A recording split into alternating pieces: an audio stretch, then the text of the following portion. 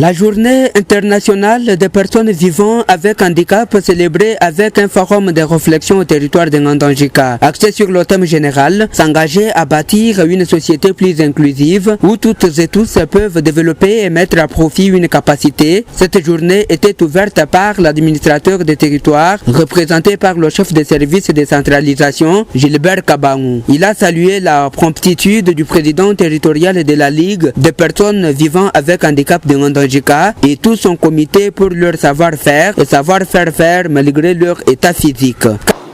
Donc, il y a lieu de braver la promptitude avec laquelle le président territorial de la Ligue des personnes vivant avec handicap fait la fierté et un modèle à suivre par son savoir-faire et savoir-faire malgré son handicap. Nonobstant, je ne saurais pas me passer sans mettre en exergue les efforts très louables que son Excellence M. Félix Antoine Tshisekedi Tshilombo, président de la République démocratique du Congo, chef de l'État, a pour toute la première fois au Congo, notre cher pays de nos ancêtres, dans son gouvernement d'union nationale, Sama Lukonde a placé un ministère national, la personne vivant avec handicap. Ceci, c'est pour vous dire de votre importance dans notre vie sociale et c'est déjà une inclusivité. Que je déclare au nom de l'administrateur des territoires empêchés, ouverture de la célébration de la journée internationale des personnes vivant avec handicap au territoire de Ngandangika. Je vous remercie. 4 conférenciers au total ont abordé des sujets sur l'inclusivité de la personne à mobilité réduite dans la société congolaise. La première est axée sur comprendre le handicap pour une société inclusive. L'orateur, M. Charles Mukendi, journaliste et personne vivant avec handicap, a tenu en haleine les participants en tirant ses propres dans son parcours scolaire, universitaire et même professionnel. Selon lui, la Convention internationale relative aux droits des handicapés et même la Constitution de 2006 de la République démocratique du Congo octroie aux handicapés des droits comme tout être humain. Il a demandé à ceux qui construisent des écoles, hôpitaux et autres édifices publics de tenir compte de l'accessibilité des handicapés. Cette entrée en matière me permet donc d'aborder mon sujet, comprendre les handicaps pour une société inclusive. Aujourd'hui, on insiste beaucoup sur la société inclusive. Lorsque je parle de l'enfant, c'est principalement lorsqu'on est enfant, c'est l'école vers laquelle on oriente les enfants. Or, l'école chez nous n'a pas été construite pour la personne vivant avec handicap. L'école chez nous est restée un facteur d'exclusion. Et notre école n'est pas inclusive. Moi-même, j'enseigne parfois, j'enseigne à l'ISEM, j'enseigne à l'ISP. Mais lorsque j'entre dans certains auditoires, je me demande si je dois continuer à enseigner. Ne fût-ce que pour accéder à la salle elle-même, c'est déjà un combat. Et donc, lorsqu'on construit une école, l'accessibilité dont on parle, cette convention dont je vous parlais tout à l'heure, est-ce qu'on a étudié qu'un enfant vivant avec handicap, qui est dans un fauteuil roulant, dans un tricycle, s'il doit accéder à votre salle de classe telle que vous l'avez construite, est-ce que vous avez tenu compte de lui? Apparemment, chez nous, c'est comme si ce n'est pas notre problème. C'est le cadet de nos soucis. J'ai discuté hier avec quelqu'un d'autre, il m'a dit, c'est la journée des personnes vivant avec handicap. J'ai dit non, c'est la journée internationale. C'est vrai, elle est dédiée à la personne vivant avec handicap, mais cette journée, elle est tournée vers toute la communauté, vers tous les autres membres de la communauté qui doivent intégrer la problématique du handicap. C'est à eux aussi, à la communauté, à notre société, que s'adresse cette journée. Et c'est pourquoi nous sommes heureux. Donc, comment est-ce que le handicap est perçu dans notre communauté? Il y a un auteur, Sticker, pour ne pas le citer, qui explique que depuis les temps immémoriaux, la société humaine ne comprenait pas toujours la différence, le fait que tel soit handicapé, les déformations, les malformations, le handicap. Et devant ces phénomènes qui arrivaient dans la société, tout le monde était étonné. Et généralement, la communauté, dans l'Antiquité, dans notre préhistoire, chacun cherchant des explications, on en a trouvé de toutes les façons. J'espère que le docteur Doudou Yiluma, qui prendra parole ici, nous donnera des véritables causes du handicap. Mais dans le mental collectif, mais chez nous et partout au monde, c'était un phénomène que tout le monde n'acceptait pas. Personne n'accepte de voir son enfant, son frère, sa sœur handicapée.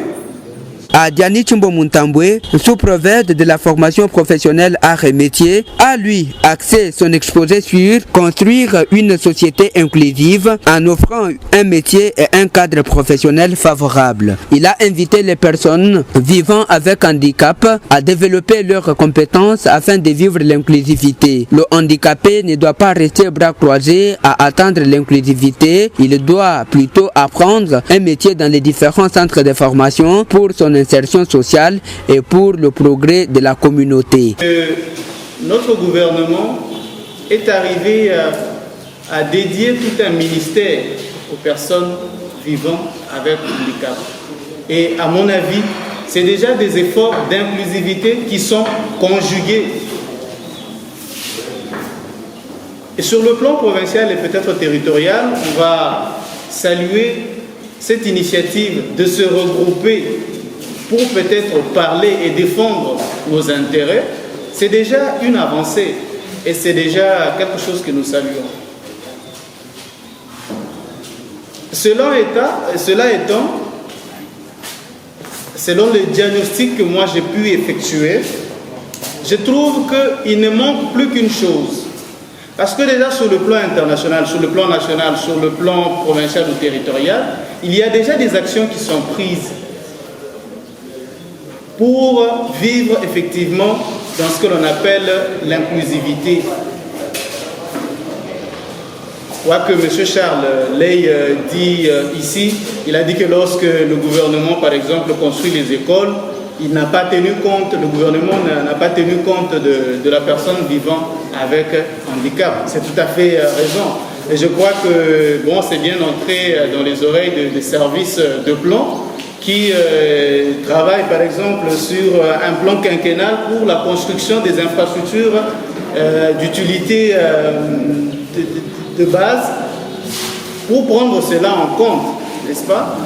Ailleurs déjà on sait qu'il existe des parkings pour des personnes vivant avec handicap, ailleurs pour accéder à un étage ou à un bâtiment assez élevé, il y a des ascenseurs que l'on peut prendre. Déjà, c'est une intégration déjà à ce niveau-là. Mais peut-être ici, chez nous, ça pose encore des problèmes. C'est vrai, ça c'est du côté de l'État et des autres acteurs. Mais nous-mêmes qui sommes ici, comme personnes vivant avec handicap, quelle est l'action que nous prenons? Ou quelles sont les actions que nous prenons nous-mêmes afin d'obliger les autres à construire avec nous? Quelles sont les actions que nous prenons pour obliger les autres à vivre avec nous? Et c'est autour de ça que mon intervention va s'articuler. Mon intervention il sera axé sur la compétence. La compétence que doit développer toute personne. On a dit que la personne vivant avec handicap, elle a les droits comme toute autre personne. Mais ayant les droits comme toute autre personne, cette personne vivant avec handicap a aussi un devoir de développer ses compétences afin de vivre l'inclusivité.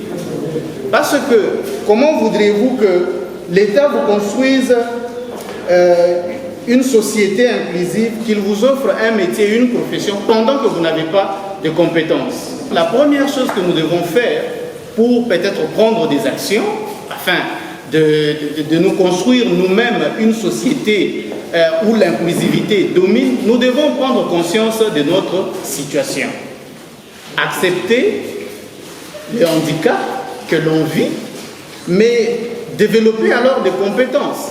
Dominique Kapiamba, psychopédagogue et préfet de l'Institut Saint-Georges Kolayi, a exposé sur comprendre les problèmes d'intégration scolaire des enfants vivant avec handicap en Andangika. Il a demandé aux parents des enfants handicapés de bien les traiter en utilisant des paroles sages, en les encourageant, les aimant et en les scolarisant.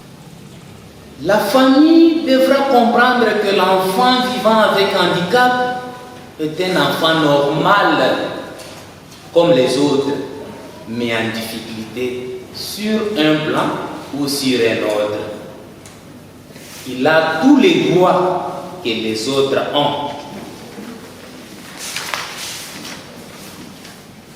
L'aimer, l'éduquer, les scolariser, les nommer, puis donner les noms, les nourrir, le vêtir, l'aider en ses difficultés, le supporter, tolérer l'ignorance de l'entourage, toujours l'encourager par des exemples et des paroles de sagesse.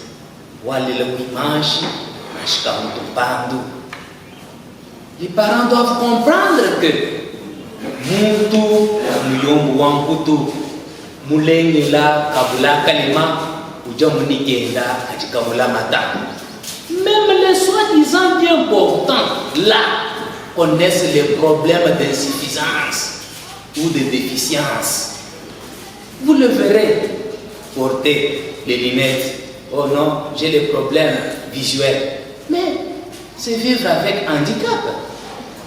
Vous le verrez. Par exemple, être immoraux, il y a des gens bien portants. Il faut rester autour des terrains de foot le soir et les entendre quand ils quittent. Il faut les voir revenir du cimetière. Les bien portants, ils n'ont pas d'handicap.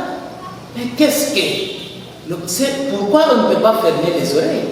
Ils lancent des injures, ils parlent de bévues, ils parlent de bévues que nul ne peut supporter. Ce sont des gens qui vivent avec handicap à un niveau. Faisons à nos enfants vivant avec handicap comme à ceux vivant sans handicap. Et même plus, tout en tenant compte de leurs déficiences. L'école doit accueillir tous les enfants en respectant les droits à l'égalité de tous. Apprendre au bien portant que nos frères et sœurs avec handicap sont comme nous ou comme eux. Toi comme moi, nous sommes créés à l'image de Dieu. Éviter toute forme de discrimination. Aider les uns à supporter les autres. S'abandonner pour l'autre.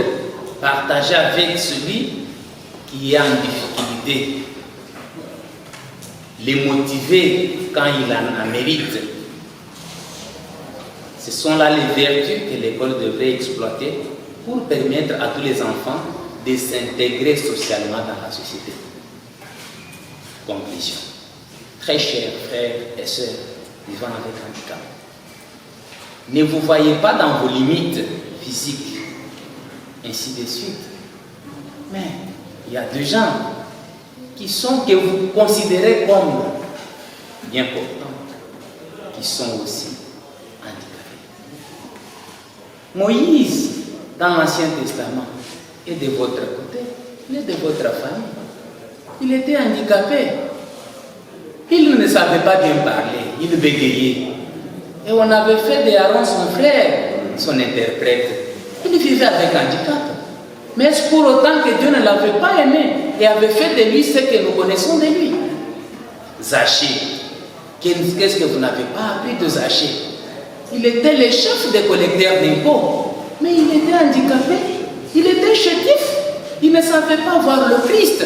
Il avait fallu pour lui monter sur un arbre pour voir le Christ.